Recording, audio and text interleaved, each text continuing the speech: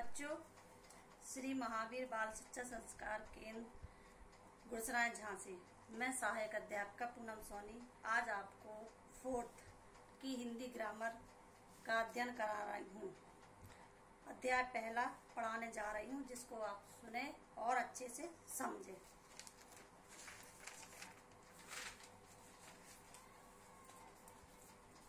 Lesson पहला, भाषा एवं व्याकरण। भाषा किसे कहते हैं? भाषा किसे कहते हैं? ध्यान से सुनना बेटा। जिस पद्धति या साधन को हम एक दूसरे को बोलकर या किसी उपकरण के माध्यम से लिखकर हम एक दूसरे को समझाते हैं, उस साधन को हम भाषा कहते हैं। उस साधन को हम भाषा कहते हैं। एक बार फिर से समझ लें, भाषा किसे कहते हैं? जिस पद्धति या साधन को हम एक दूसरे को बोलकर या किसी उपकरण के माध्यम से लिखकर हम एक दूसरे को समझाते हैं, उस साधन को हम भाषा कहते हैं। बच्चों, भाषा कितने प्रकार की होती है? भाषा 2 प्रकार की होती है, मौखिक भाषा और लिखित भाषा।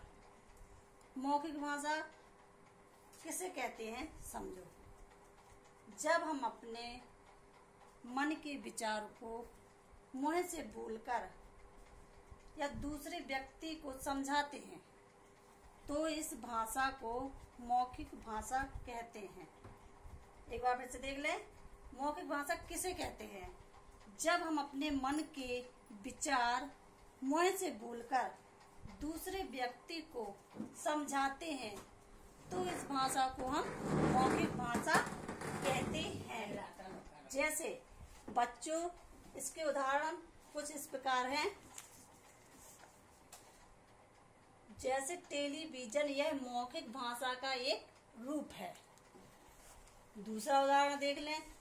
जिस प्रकार चुनाव के समय नेता वोट मांगकर अपने विचार को समझाते हैं या अवगत कराते हैं, ये भी भाषा का एक मौखिक रूप है।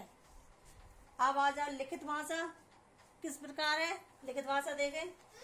जब हम अपने मन के विचार को किसी व्यक्ति के सामने लिखित रूप से समझाते हैं, तो उसे हम लिखित भाषा कहते हैं।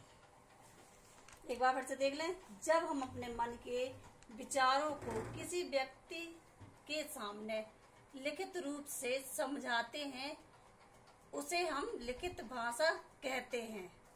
उदाहरण देख लें। जैसे परीक्षा में उत्तर पुस्तिका पर अंकित प्रश्नों के उत्तर लिखकर मन के विचारों को समझाना, यह लिखित भाषा का रूप है।